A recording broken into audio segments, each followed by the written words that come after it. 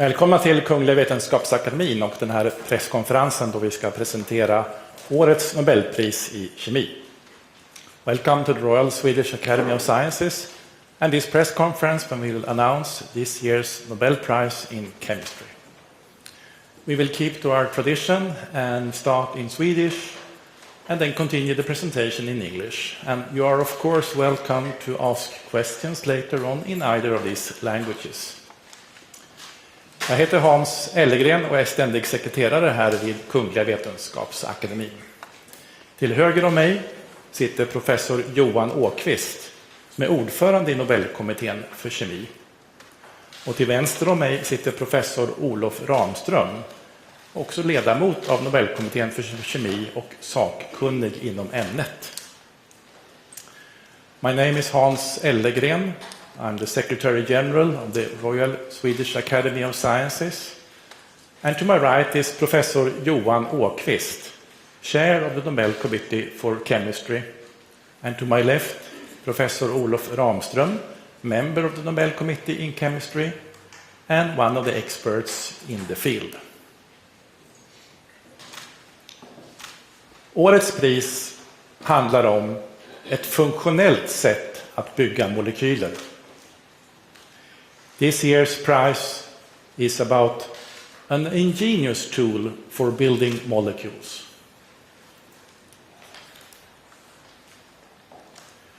Kungliga Vetenskapsakademin har idag på morgonen beslutat att utdela 2022 års Nobelpris i kemi i lika delar till Caroline Bertozzi, Stanford University, Kalifornien, USA, Morten Meldal, Köpenhamns universitet, Danmark, och till Barry Sharpless, Scripps Research, La Jolla, Kalifornien, USA.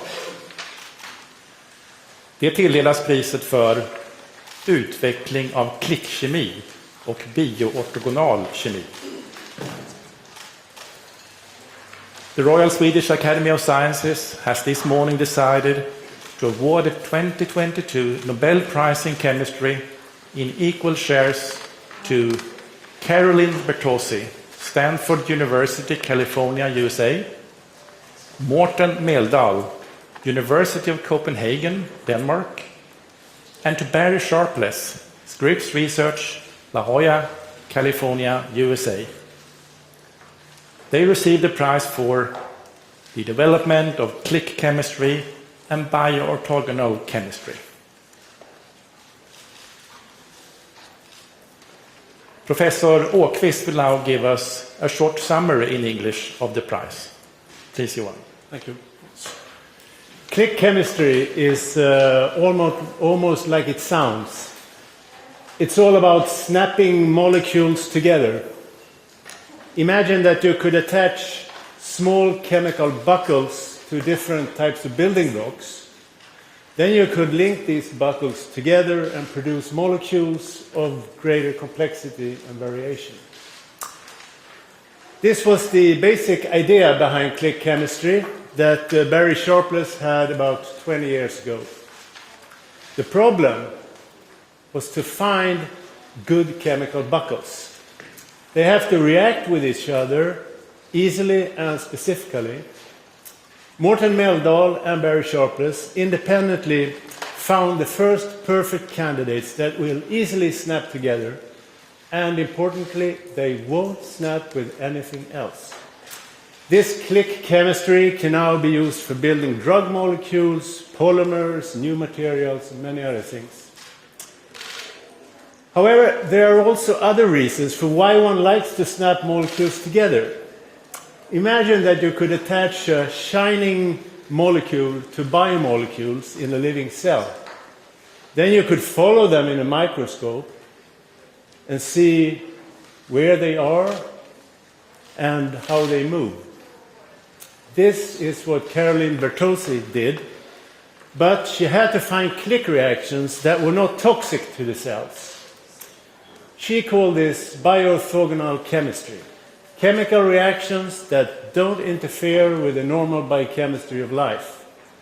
This now allows us to attach all kinds of molecules to biological ones, which can be very, very useful. Besides tracking biomolecules, it can also be used for diagnostics, for delivering drug molecules to their targets, and many other applications. So this year's laureates founded the fields of click chemistry and bioorthogonal chemistry. It has led to a revolution in how chemists think about linking molecules together and how to do it in living cells. Thank you. Thank you, Johan. And I'll leave the word to Professor Olof Ramström, who will give a more detailed presentation of the prize. Please, Olof.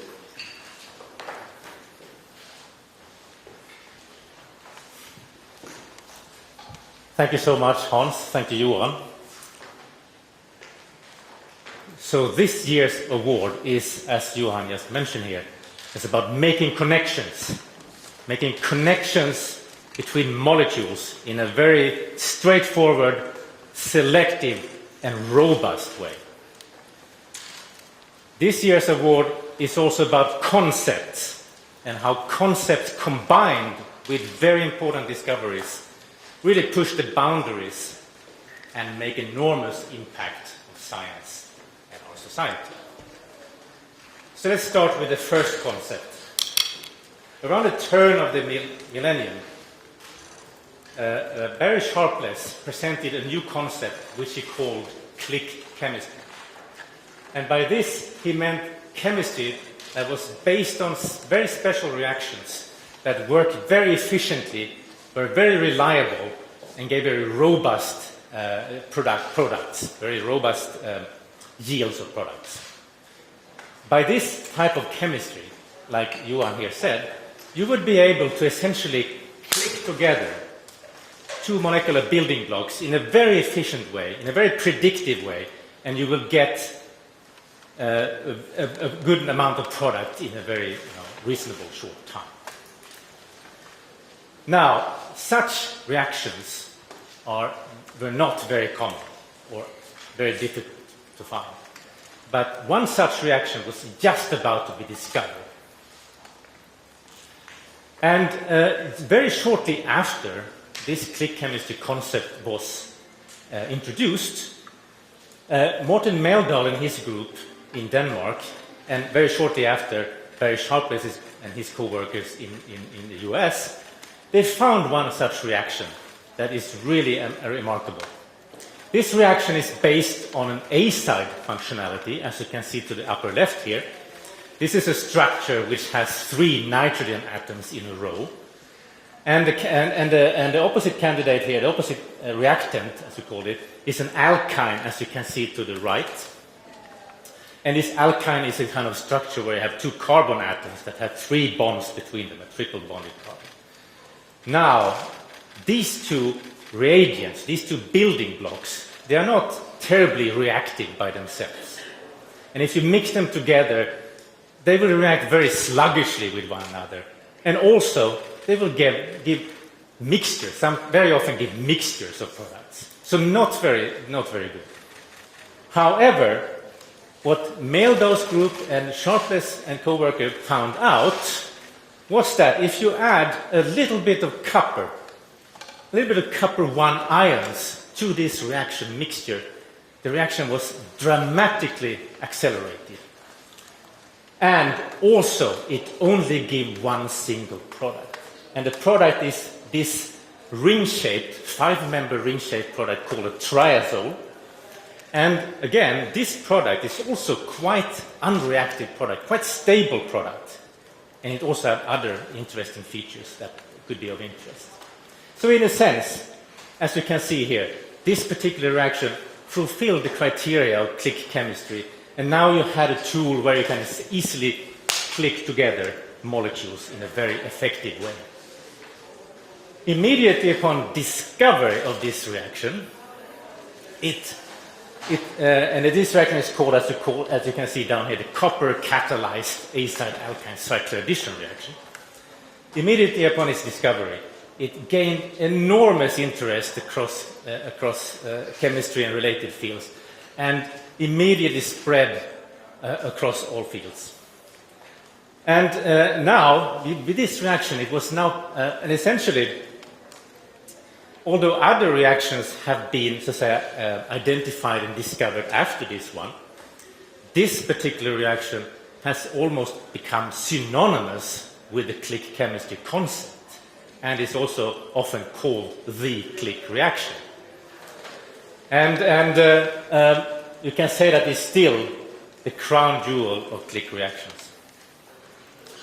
And with this reaction, it's now possible to build together relatively complex structures, as the one you can see here, where you can click together multiple components, multiple building blocks, click them together in sequence or in parallel, giving rise to, in this case, a star-shaped complex molecule, dendrimer-type-like molecule.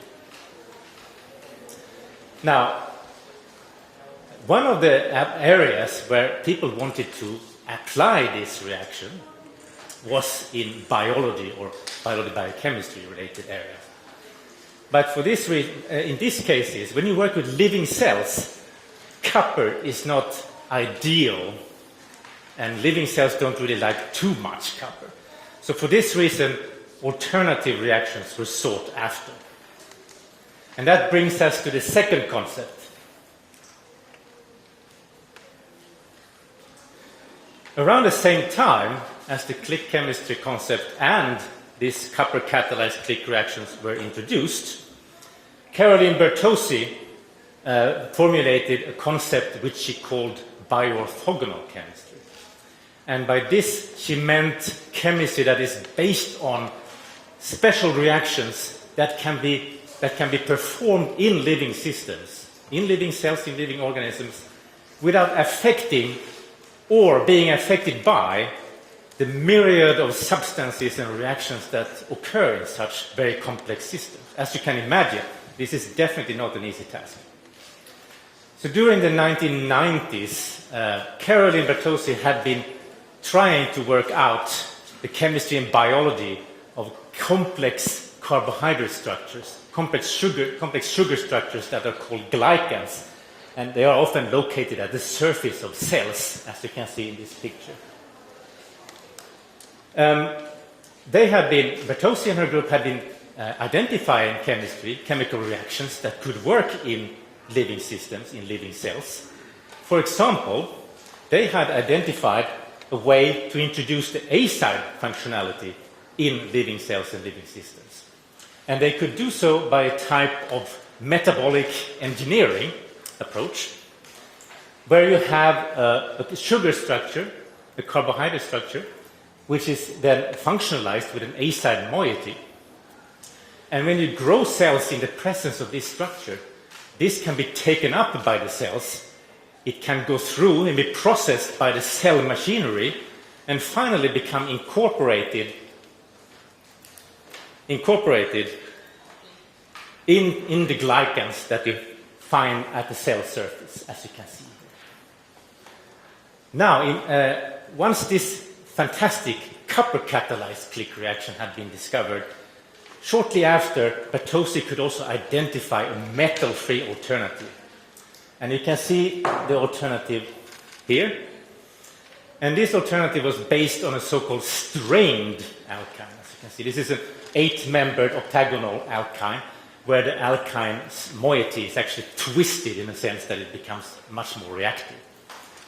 And this alkyne structure, you can then, of course, functionalize any way you want. In this case, for example, with a molecule that can emit green light. And if you then add this strained alkyne to the cells where you have this A-side functionality, these two components can click together very efficiently, and now you have labeled the glycans at the surface of the cell, and you can study where they are under the microscope. And that's exactly what you can see on the next slide here. Here you see a number of cells, and the blue part here is the cell nuclei that have been labeled blue. And you can see the green, shining green surface of the cells where you actually have those glycan structures.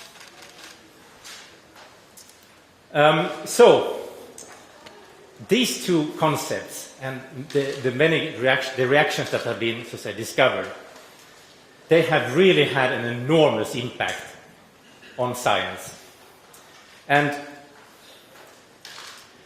there are many widely applied across all disciplines of chemistry and related sciences, neighboring sciences. Click chemistry, if you take click chemistry, has been applied almost everywhere. You need to very quickly connect two building blocks. For example, just to give you a few examples, it's been applied to pharmaceutical development, it's been applied to conjugation of various biomolecules, such as, for example, in DNA sequencing. It's also been applied, very much applied in material sciences, where people have been building very advanced and functional materials using these methods. When it comes to the bioorthogonal reactions, these have been heavily used to explore how biomolecules, the fates and the roles of the biomolecules in cells and in organisms. They have been used to study disease and deciphering disease processes, and of course that can then lead to the development of new drugs. And in a little movie you can see here to the bottom left here, we have one such example where you can see a bacterial cell. You can see the cell envelope is marked in green, and inside this bacterial cell, one of the proteins has been labeled using this kind of chemistry, and now you can follow it in real time inside the cell. So clearly, these very important accomplishments and these really fantastic discoveries from our three laureates have really made an enormous impact on chemistry and on science in general, and for that it's really been to the greatest benefit of humankind. So, thank you.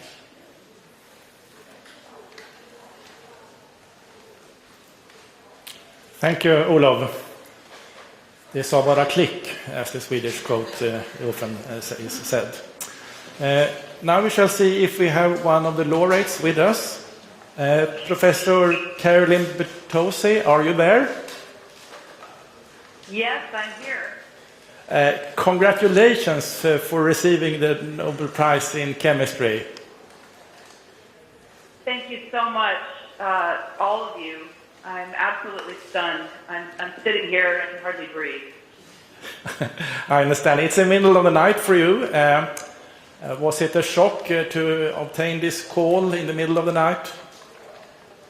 Yes, that's an understatement. I'm still not entirely positive that it's real, but it's getting realer by the minute.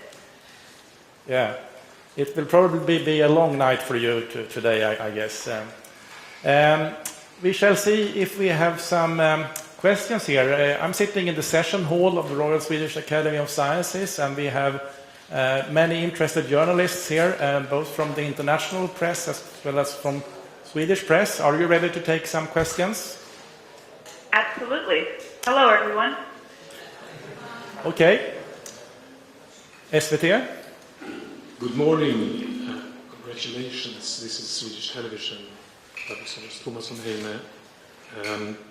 We heard something about applications from your work. Could you say something? Could you add something to that? What, in your mind, the most interesting applications? Absolutely. To my mind, the two types of applications that I think are really making a lot of impact are, first of all, the use of bioorthogonal chemistry as a biological discovery tool to discover new kinds of biomolecules that we didn't even know existed because we have a new way to look at them. And then the other important area of impact is in medicine, and in particular for drug delivery, which is doing chemistry inside human patients to make sure that drugs go to the right place and stay away from the wrong place.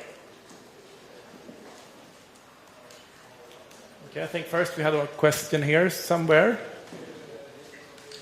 Congratulations, I'm Amelie Megner-Arn, Swedish TV4.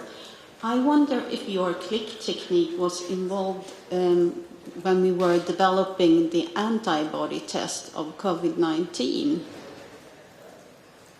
That's a great question.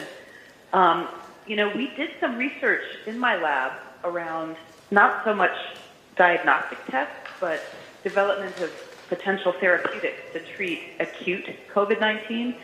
And we did use click chemistry and bioorthogonal chemistry in putting together some drug prototypes. Okay, question in the back there.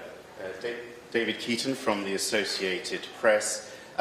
First of all, when we look at click chemistry today in 2022, what are the areas of new developments that you're the most excited about, the new discoveries? And if you could maybe explain in layman's terms what this really means to chemistry.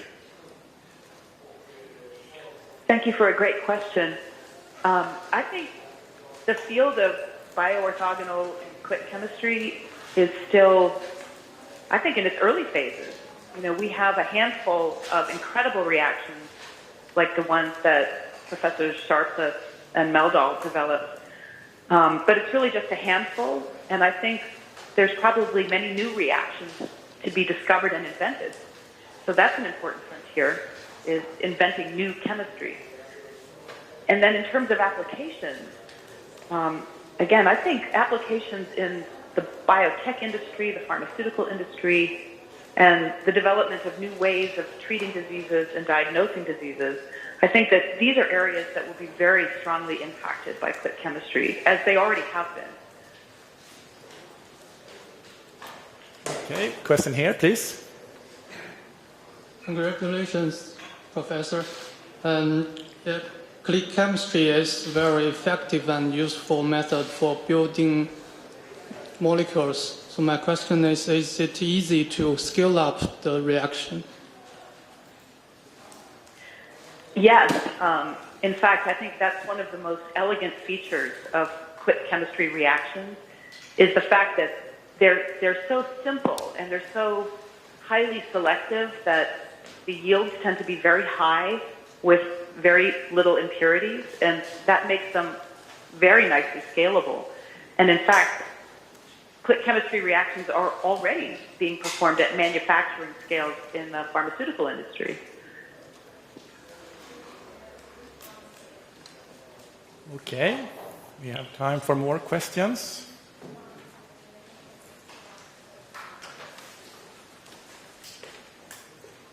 Oh. Thank you. Pardon me, Philip O'Connor, the Reuters News Agency. Congratulations, Professor. I'd like to ask you, was there a specific question that you were seeking an answer to when you set off down this path? And did you find the answer, or did you get answers to different questions in your research? This is a great question, and the answer is yes and yes. And just to give you a little bit more detail, what set us down the path of developing bioorthogonal chemistry was an interest in being able to visualize molecules on cells that no one had been able to see before. And those molecules for us were the glycans.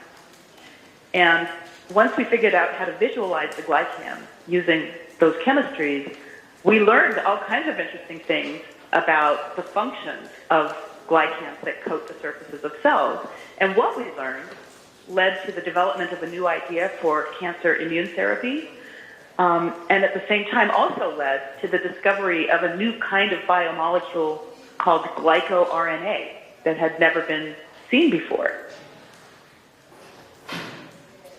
Does that answer your question? Yes, thank you. One more question here.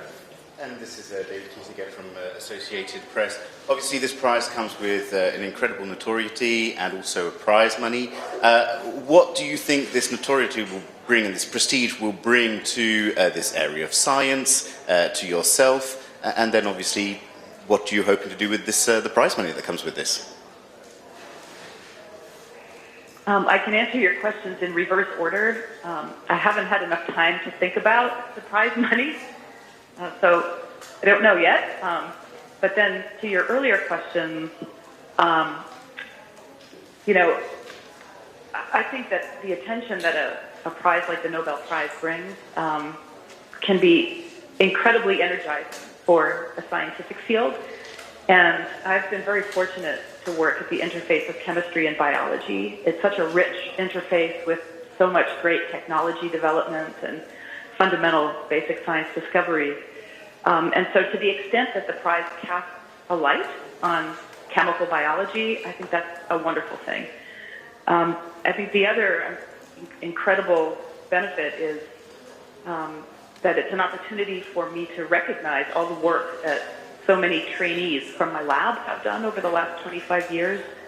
And I've been very blessed with an incredible team of graduate students and postdoctoral fellows and undergraduates and staff. And it's an opportunity for me to reflect on how fortunate I have been and to share in the celebration with them. This seems to be the last question from the press for you, Professor Bartosi. Thank you, and once again, our warmest congratulations for receiving the 2022 Nobel Prize in Chemistry. We look forward to see you here then in Stockholm in December then. Myself as well, and thank you so much. Goodbye, goodbye. Let's move on to see if there are some questions here to the committee about the research or the prize. You have one more here directly. Yes, a question about the comparison between last year's prize and this year's prize.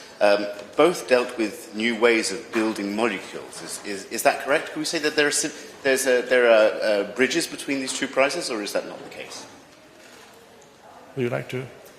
Well, they are separate areas, of course, but you're perfectly right in that it has this ingredient of different new ways of building molecules.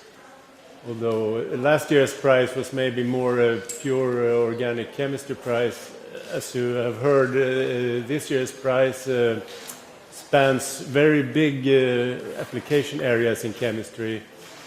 So, but it's about building molecules and attaching molecules to each other.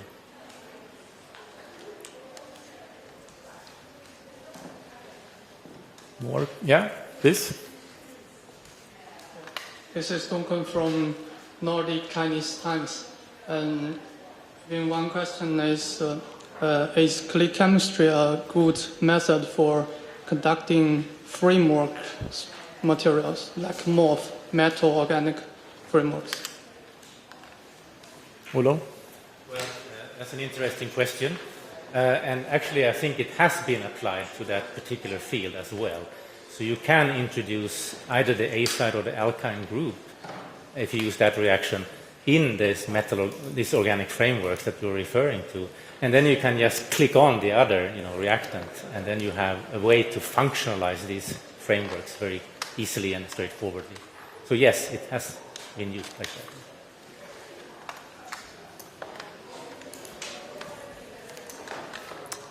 Are there any more questions? If not, we say thank you for your interest. We hope to see you back here in the Academy on Monday when we will present this year's Sveriges Riksbank's prize in economic science in memory of Alfred Nobel. Thank you.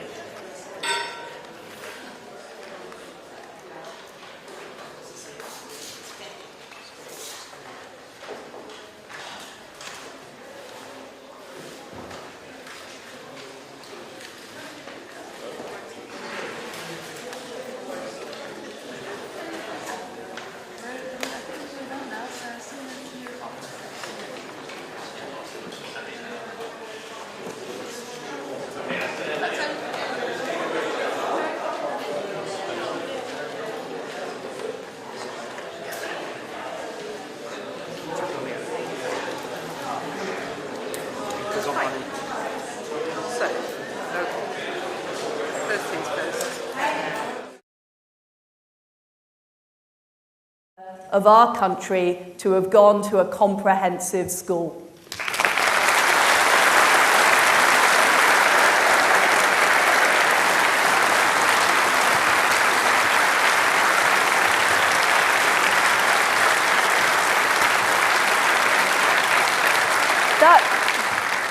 That taught me two things. One is that we have huge talent across our country, and two, that we're not making enough of it.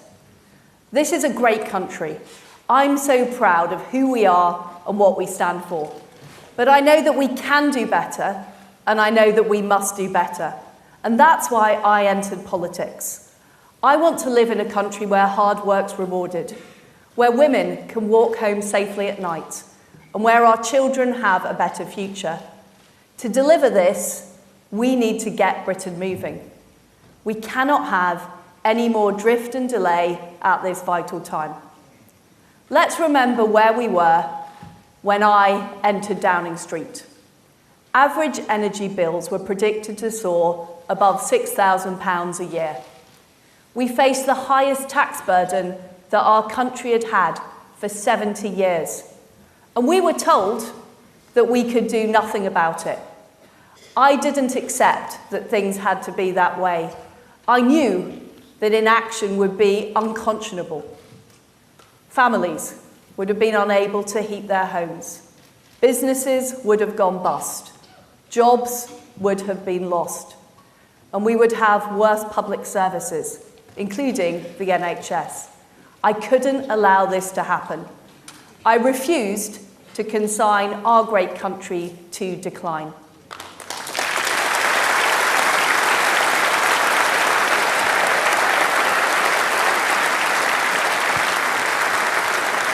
And that's why I promised on entering Downing Street to act.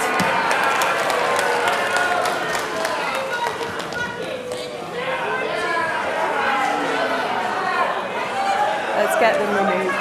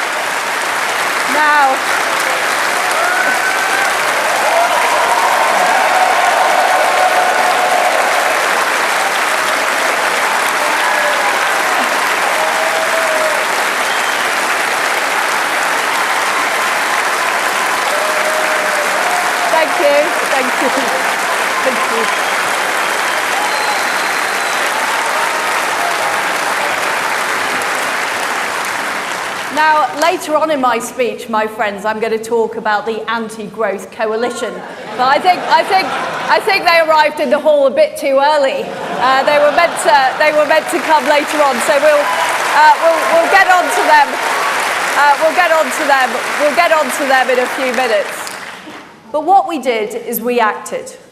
We made sure that the typical household energy bill shouldn't be more than around £2,500 a year this winter and next.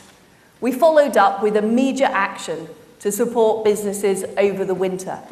We're determined to shield people from astronomically high bills.